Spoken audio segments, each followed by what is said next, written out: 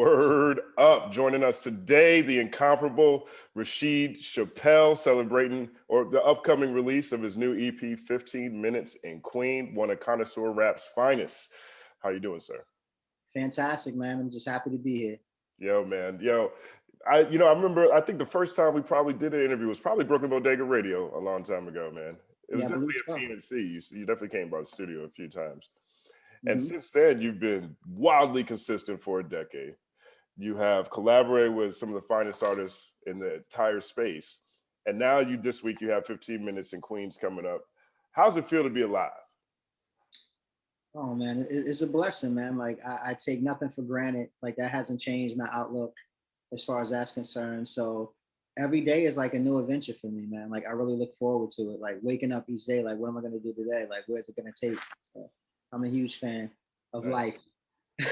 Word up. 15 Minutes in Queens, man, it's a sleek listen. It's literally 15 minutes. Like I feel like it's right on 15 minutes. But it's also a very reflective listen. I mean, there's a lot of tracks in here that talk about just your overall journey, some of the pains or sacrifices you've had to make in your career. One of the ones that stands out to me, which is, something I really want to get your perspective on the track Seance, near the end of the track, you say, you can be happy or great, but you can't have both. I mean, that's a life lesson that, I feel like I've had to endure it's cost me personal relationships, it's cost me a marriage, like this music is, I feel like this is what I was put here to do. So nothing trumps that. So any successes that I have outside of music, they always pale in comparison to literally just writing a song. Like nothing feels better than that. And for people who aren't creatives, it sometimes can feel like neglect. It can feel like, just feel like you're not fully engaged. But when you're trying to live your purpose, it becomes almost counterproductive to really be involved with anything other than what it is that you're trying to accomplish. And that's something like that line as I was writing it, I was like, you could be happy or you could be great. And normally to be great, you have to sacrifice. And one of the things that you have to sacrifice is your personal happiness, I feel. That's just been my journey thus far. Yeah, I mean, it's interesting to hear that comparison. I think it's something that people assume quite often, but then if I turn on the gram, if I turn on TikTok, I see a lot of very successful people or people looking successful or celebrities even, and they seem to be basket in both. How much do you think they're not them particularly, but do you think a lot of people are either blind to that choice that you've experienced, or do you think maybe a lot of people are just kind of pump faking because the cameras are on? It might be a pump fake, or these people have amazing life balance and skills, something that I haven't quite mastered yet. And maybe they do have semblances or modicums of happiness and greatness at the same time. But, it is very difficult to turn off. Like I can't imagine, being in a space where I'm not thinking about music, right? So like the way my life works is almost like, if I'm going to spend time with you, you have to allow me to get all of this shit out of my system first before we link up, because I'm going to be distracted. Like my thoughts, I'm going to be someplace else, so I can't imagine, in the prime of Michael Jordan's career, his relationships, his interpersonal relationships being very, solid, because his focus was basketball, so I don't know what these people online are trying to portray. I know we all have an image, and I'm one of the people that I try to always project more positive than, anything negative in that regard, because, when you look at it, to be alive is the blessing, so the fact that I got today, and, if I get it tomorrow, I could do something better with it than what I did previously. Yeah. There's a touching moment when you're in the studio and you're talking about your father. Your father is fighting cancer. You're talking about giving him a call. And then you call your son and he's like, yeah, it's like, it sounds like we can't hear your son on the clip in the EP. But to me, that felt like an example of the choices, right? I mean, talking about, I mean, I think that was a different song. I think that was, which song was that? I think that was Beautiful Art, My Tortured Soul, if I'm not mistaken. Correct. And, you know, but it's just like that pull, you know, between family on both sides, acknowledging, you know, all the challenges that it takes to craft something extraordinary, and including your family in the process. I mean, what is your family's perspective, your father, your son, the rest of your family's perspective on how you've, you know, excelled in music over the past 10 years and the battle you go through every day? You know what's so crazy about that particular exchange that happened, because I was about to call my dad, right? So, and my son called.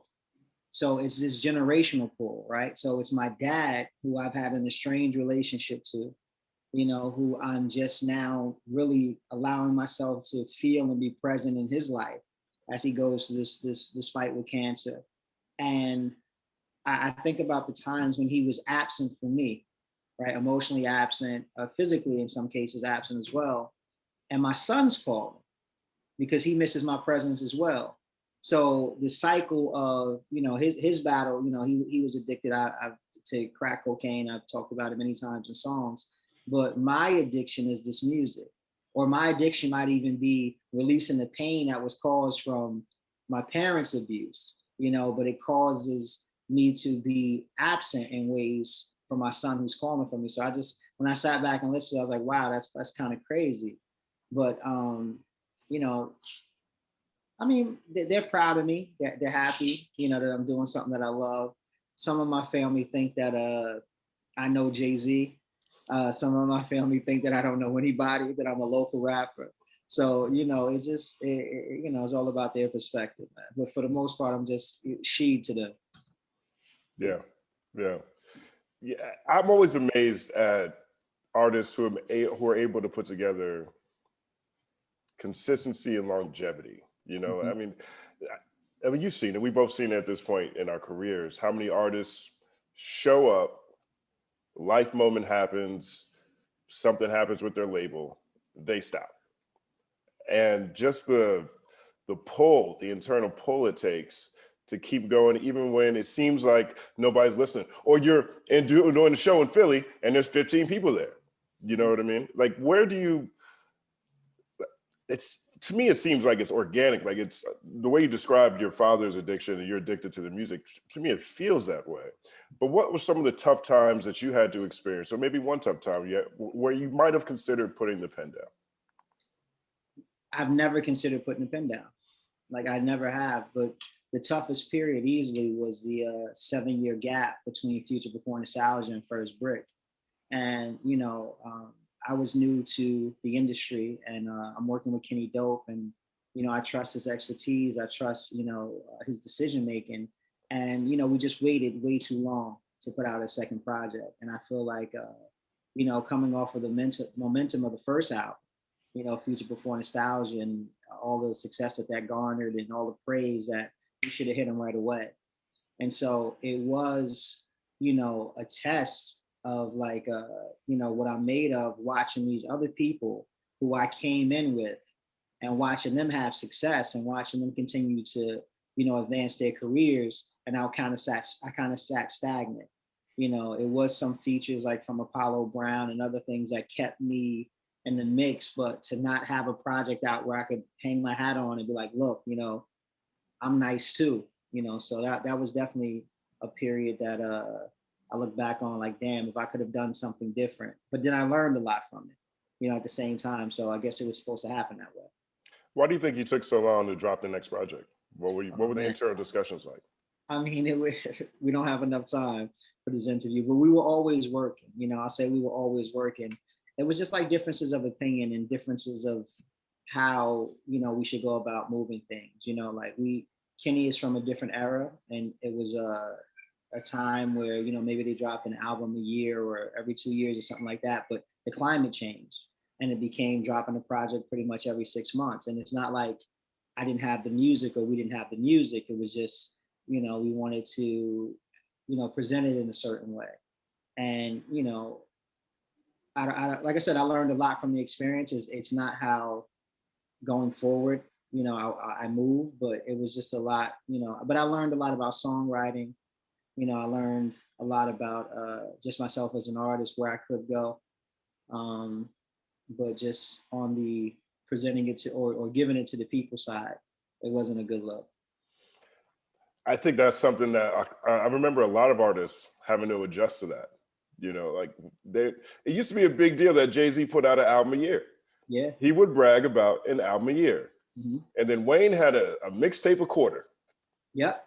Yeah. Then all of a sudden Wayne just got fast with all of his mixtapes, and all of a sudden it was just like a whole new era. Yeah. And now it's like cats are dropping a verse or something a day on Gram. Yeah. On TikTok, and it's nothing for people to do, a project a month. I'm a quality over quantity guy though. So if I had a choice between a pair of J's or 2 pair of Converse, I'd probably go with the J's. You know what I mean? So like that's always been my thing. But the trick, like the mastery, is to create quantity that's of quality. Right. So that's the trick. Like, how do you find out how to do that? And one of the things that I think I've been blessed with is working with producers that know how to make albums, right? So it's not, let's do the same song, the same vibe 8 or 9 times, 10 times, and we call that a project, but let's go and find different sonic, different feels, different textures to like make this a full project, and I think that's one of the things why, people gravitate towards the music. I have people come up to me all the time talking about, yo, I still listen to this, or yo, this record, like, so it's because I put a lot of time, effort, and energy into making a song, so. Yeah. And that reminds me of one of the funniest points on 15 Minutes in Queens on Walk Amongst the Gods, right? I did feel a little Future Before Nostalgia, or maybe the nostalgia half of it, when you mentioned your Summer Stage debut, Central Park Summer Stage debut in 2009. But there's a part where you're like, just pose for this picture, nigga, and be grateful that I took it with you. This whole shit fickle, nigga. Everybody, Simon Says simple niggas. Right. Put down a dime for a nickel niggas because a new nigga. Right. So that's what, and I mean, like I get my people around me always talk about like, I'm a bit of an anti-social. They always say that I'm anti. I'm like, yeah, until you get to know me. Right. A lot of this shit, as you know, like it's smoke and mirrors, man, is what's hot. Right. And so, heat ultimately dissipates. I'm about what's good though. You know what I mean? Like I just try to always be of quality. I try to be of substance, like I'm not one of these guys that will ever be, I watch projects drop on Twitter or Instagram all the time, and I would never be one to unsolicited, like drop an opinion about somebody else's project. I think that's crazy. Like, I think that's absolutely, no one's asking for my opinion, whether I like it or not. Why would I unsolicited talk about somebody's project? Like, that's crazy to me. And the way that I was taught to battle wasn't to take a shot at the company, man, but to make a better song. That's how you battle, like to be better, So a lot of the shit that I see that goes on, like, is WWE. Like, it's funny to me. Like, I just sit back and I watch. I'm like, wow, I don't want to be a part of that. My thing is like, yo, just play the music. And I know there's a lot more involved than just playing the music. A lot, you got to sell yourself to the people. But for the most part, I try to give you me. And it's like, if you don't fuck with me, then you don't fuck with me. But you're getting me. Like, you can't deny the music. I don't think you can deny the music, but you're getting me. And so like a lot of that shit I kind of stay away from, like I just like, I show up and but I'm not really with all that shit. So there's no Rasheed Chappell podcast coming? So people have asked me if I would be interested in doing a podcast. And if I did, it probably would be called like Strong Opinions, because I have some, but I think there's a space if people are willing to actually have intelligent conversations, removing their feelings, fact over feeling, similar to when you talked about the cryptocurrency Scarface bar not being a bar, right? So this is your opinion, right? Now, if I could say, and the way you broke it down, the way you went into it, the way you presented your facts, right? At least you presented facts instead of just saying, yo, I feel like, what does feelings have to do with anything? Nothing. We're talking about fact, right? I don't care if you feel Penny Hardaway was, you know, the best player in the league. Look at Michael Jordan's stats that year. Like, that's the fact, right? You know, so it doesn't matter what you feel. You know, I feel like Manny Pacquiao is better than Floyd Mayweather. Well, they fought. Let's look at the facts, right? So I don't care what you feel. Let's look at the facts, right? And so it's like, if people are ready to have that conversation, I don't know if we have evolved to that point. You know, hip hop is still relatively young, barely 50 years old. So I don't know if we're really ready to have those conversations, you know, about like, we're still asking people who's your top 5 MCs. Like, what are you talking about? Like, it's 50 years worth of history. Like, how could you just have 5? That's almost like disrespectful to all the people that came before Nas and Jay-Z, or the normal people that they put on their list. Like, so much history here. Do you feel like that's a product of hip hop being so competitive? And in your point of view, is hip hop still competitive? I think it's very competitive. I think it's very competitive. I mean, because the market space is so flooded with people dropping music all the time. So how do you find your niche, right? And it's like, you know, I watch people, and I love Griselda. Just tired of hearing everyone else try to mimic Griselda. I want to hear Griselda do it. I don't want to hear other people do it. You know, so it's like, I like the fact when people come out of nowhere and do their own shit, like a Stove God Cooks, or when we Mr. Motherfucking Esquire, or, you know, like people that were just doing their own shit, irregardless of what was going on with the sound. So it's very competitive, but if you're competing or sound like they're sounding, you know, you don't need a Derringer type beat. Like, this is what producers are tagging their shits. This is a Derringer type. Well, what the fuck? I'll go get Derringer. Right? Like, imagine me saying this is a West Side Gun sounding rap. What the fuck? What are we doing? No, this is Rasheed original, you know, so. That's funny. You know, I do like that. I mean, I do find that funny on YouTube when I go in there and there's all these people saying Alchemist type beat. You know what I mean? Wow. Like, when did that start? You know, I get this it. This is a Joe Budden type interview. like what? Come on. Another one of my favorite moments on 15 Minutes in Queens is on All Due Respect. And you said, promise my first drink will be in the Lear. Correct.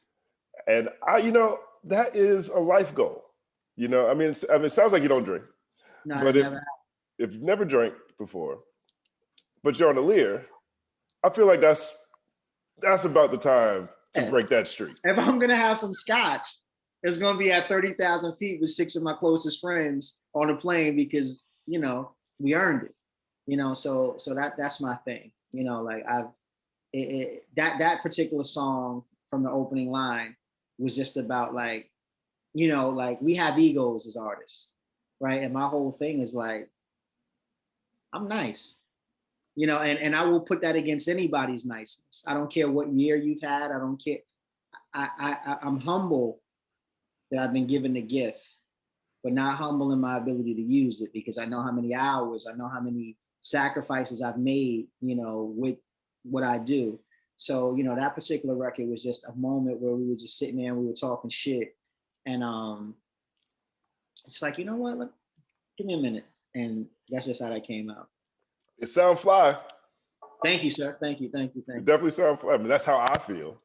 Yeah. Absolutely. Yeah, it's dope. Absolutely. But that's another one of my favorite lines on the album came on that project too. Heard he sound like Nas, but he said rhyme like Nas, but sound like Tip.